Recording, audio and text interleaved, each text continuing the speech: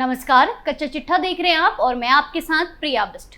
लोकसभा चुनाव के बीच में जांच एजेंसियों का तगड़ा चाबुक चल रहा है। एक जगह पर नोटों के पहाड़ की गिनती खत्म नहीं होती है कि दूसरी जगह पर भी वही कहानी दोहराई जाने लगती है। अब रांची में करोड़ों के खजाने मिलने की खबर शांत नहीं हुई थी कि अब एक बार और जगह पर नोटों का पहाड़ देखकर खुद अफसर भी भौचक्के रह गए हैं, क्योंकि लोकसभा चुनाव के लिए आदर्श आचार संहिता लगी हुई है और चुनाव को शांतिपूर्वक तरीके से करना चुनाव आयोग की ड्यूटी है। लेकिन ऐसे में जब लोकसभा चुनाव का माहौल चरम पर है, ऐसे में लगातार नोटों का पहाड़ मिलना भी कई तरह के सवाल खड़े करता है।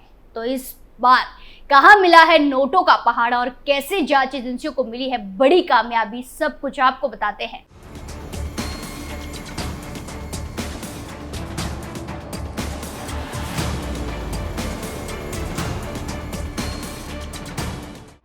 एक बार फिर मिला नोटों का पहाड़।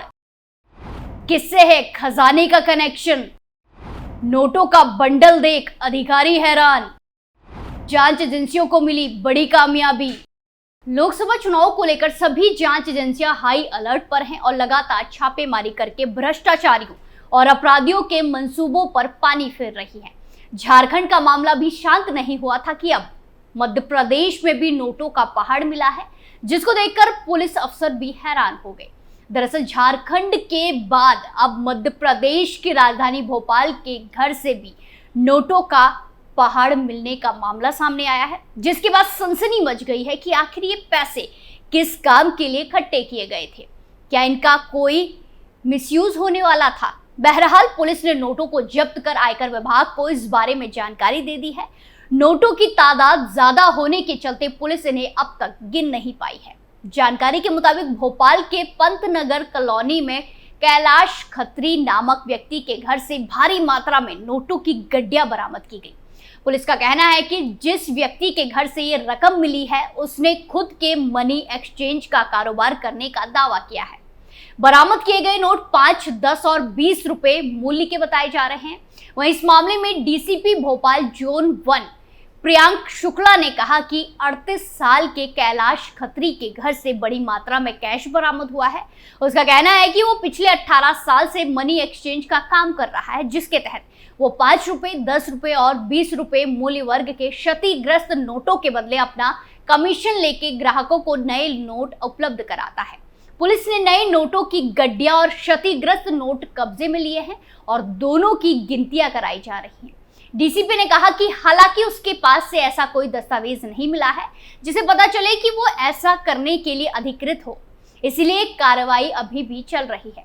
आयकर विभाग को इसकी सूचना दे दी गई है। आयकर विभाग का कहना है कि अगर नकदी 10 लाख रुपए से अधिक होगी तो वो इसका संज्ञान लेंगे। अभी गिनती चल रही है। पहले आप भी सुनिए क्या कहा है डीसीपी ने, फिर आगे की कहानी से आपको रूबरू कराते हैं। ये थाना अशोका गार्डन अंतर्गत पंतनगर कॉलोनी है। इसमें कैलाश खत्री हैं जो 38 वर्षीय वो निवास करते हैं। इनके घर पर 5 रुपए, 10 रुपए, 20 रुपए इस तरह के डिनोमिनेशंस पे काफ़ी बड़े अमाउंट में गड्डियाँ मिली हैं।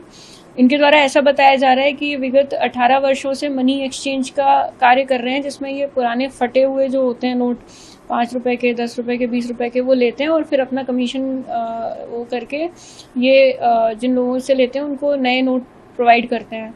तो दोनों ही तरह की गड्डियाँ, मतलब फटे नोटों की भी और एकदम नए नोटों की भी काफ़ी बड़ी संख्या में मिली हैं, तो उनकी काउंटिंग की जा रही है। इनके द्वारा अभी तक कोई भी ऐसा डॉक्यूमेंट नहीं दिया गया है जिसमें इनको कोई अधिकृत किया गया हो किसी संस्था के द्वारा ऐसा करने के लिए। तो इसमें अभी जो है कार्यवाही जारी है। इनकम टैक्स को सूचना दी गई है? इसमें इनकम टैक्स को सूचना दे दी गई है। तो अभी टीम पहुंची वहाँ पे? इसमें इनकम टैक्स का कहना है कि अगर 10 लाख से ऊपर का निकलता है कैश तो फिर वो इसमें संज्ञान लेंगे। कब से काम कर रहे थे, कुछ जानकारी पूछताछ में? ये बता रहे हैं कि 2006 से ये मनी एक्सचेंज का कार्य कर रहे थे। ये कितने अमाउंट में जा सकता है? अभी इसको एस्टिमेट नहीं किया जा सकता क्योंकि डिनोमिनेशन काफ़ी छोटा है, 5 रुपए, 10 रुपए, 20 रुपए का, और गड्डियां काफी ज्यादा हैं, तो एक बार काउंटिंग चल रही है इसकी। वैसे आपको ये जानकर हैरानी तो नहीं होनी चाहिए कि लगातार जांच एजेंसियां, पुलिस प्रशासन पूरी तरह से एक्टिव है और बड़ी कार्रवाई को अंजाम दे रहा है। लेकिन पिछले कुछ वक्त में जांच एजेंसियों के हाथ जिस तरह से कुबेर का खजाना लगा है, उसने कई तरह के सवाल जरूर खड़े कर दिए हैं। अभी हाल ही में झारखंड के रांची में भी करोड़ों का खजाना ईडी ने जब्त किया था। दरअसल झारखंड की राजधानी रांची में ईडी को नोटों का पहाड़ मिला तो चारों तरफ सवालों की बौछार होने लगी कि आखिर ये पैसा किसका है और किसके साथ इसका कनेक्शन है, क्योंकि नोटों के अंबार की गिनती करते करते न केवल अफसर थक गए बल्कि मशीनें भी जवाब दे रही थी। ईडी यानी प्रवर्तन निदेशालय ने 6 मई को झारखंड के मंत्री आलमगीर आलम के सचिव से कथित रूप से जुड़े एक घरेलू सहायक के कई परिसरों पर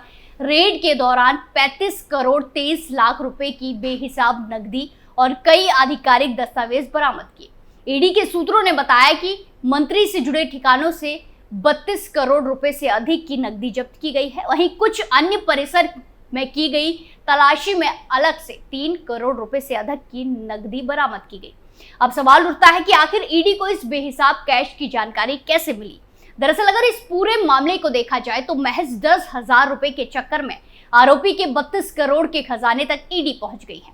जब ईडी ने पिछले साल फरवरी में झारखंड ग्रामीण विकास विभाग के मुख्य अभियंता वीरेंद्र राम को गिरफ्तार किया था, तो अधिकारियों को भी ये अनुमान नहीं था कि भविष्य में इतने बड़े खुलासे होंगे। वीरेंद्र राम को कथित तौर पर महज 10,000 रुपए की रिश्वत लेने के आरोप में गिरफ्तार किया गया था। इसी 10,000 की रिश्वत की गुत्थी को सुलझाते सुलझाते ईडी 32 करोड़ रुपए के नोटों के पहाड़ तक पहुंची है। मीडिया रिपोर्ट्स के मुताबिक पिछले साल पूछताछ के दौरान आरोपी वीरेंद्र राम ने भ्रष्टाचार के एक जटिल नेटवर्क का खुलासा किया था, जिसमें उसने इस मिलीभगत में शामिल कई अधिकारियों का जिक्र किया था। उसने कई कार्य प्रणाली का खुलासा किया था, जिसमें रिश्वत का पैसा विभिन्न चैनलों के माध्यम से भेजा जाता था। खासकर निवेदिता प्रक्रिया के दौरान इसी खुलासे के बाद ईडी ने विभिन्न स्रोत से जुटाई गई खुफिया जानकारी के साथ राम के दावों की पुष्टि की और फिर एक विस्तृत जांच शुरू की, जिसके बाद की पूछताछ में झारखंड के ग्रामीण विकास विभाग के भीतर भ्रष्टाचार से जुड़े होने के संकेत मिले, जिसके बाद ईडी ने पिछले साल 9 मई को राज्य के मुख्य सचिव को एक गोपनीय पत्र भेजकर तीव्र कार्रवाई का आग्रह किया। रिपोर्ट में दावा किया गया था कि गोपनीय पत्र उन लोगों के भी हाथ लग गए थे जो खुद इस जांच के दायरे में थे। यही वजह है कि भ्रष्टाचार के मामले में मिलीभगत के सामने आते रहे और कार्रवाई नहीं हुई। समाचार एजेंसी के मुताबिक जांच एजेंसी ईडी ने फ्लैट से मई 2023 में ईडी की रांची इकाई की तरफ से झारखंड के मुख्य सचिव को लिखा गया एक आधिकारिक पत्र भी जब्त किया, जिसमें ठेकेदारों से ली गई कथित रिश्वत के खुलासे की स्वतंत्र जांच और प्राथमिकी दर्ज करने की मांग की गई थी। ये कथित खुलासे ग्रामीण कार्य विभाग के पूर्व मुख्य अभियंता वीरेंद्र कुमार राम की तरफ से किए गए, जिसे इस मामले में पिछले साल ईडी ने गिरफ्तार किया था। सूत्रों ने कहा कि राज्य सरकार के अधिकारियों के अनुकूल स्थानांतरण और पदस्थापना के लिए विधायकों और अन्य बड़े लोगों की तरफ से आलम को लिखे गए कुछ सिफारिशी पत्र भी उक्त परिसर से बरामद किए गए हैं। सूत्रों ने बताया कि अभियान के तहत कुल 6 परिसर की तलाशी ली गई और एजेंसी ने एक परिसर से 2 करोड़ 93 लाख रुपए और एक अन्य परिसर से 10 लाख रुपए बरामद किए। ये छापेमारी ग्रामीण कार्य विभाग के पूर्व मुख्य अभियंता वीरेंद्र कुमार राम के खिलाफ धन शोधन के मामले से जुड़े हैं, जिसे ईडी ने पिछले साल गिरफ्तार किया था। एजेंसी ने पिछले साल जारी एक बयान में आरोप लगाया था कि रांची में ग्रामीण कार्य विभाग में मुख्य अभियंता के रूप में तैनात वीरेंद्र कुमार राम ने ठेकेदारों को निवेदिता आवंटित करने के बदले में उनसे रिश्वत के नाम पर अवैध कमाई की थी।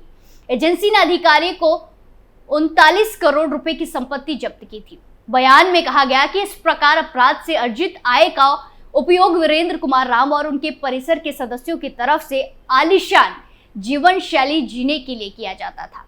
वीरेंद्र के खिलाफ धन शोधन का मामला झारखंड भ्रष्टाचार निरोधक ब्यूरो एनसीबी की एक शिकायत से जुड़ा है। इतना ही नहीं, इस मामले में मंत्री आलमगीर आलम के ओएसडी संजीव लाल की पत्नी रीता लाल से ईडी दफ्तर में पूछताछ भी की गई।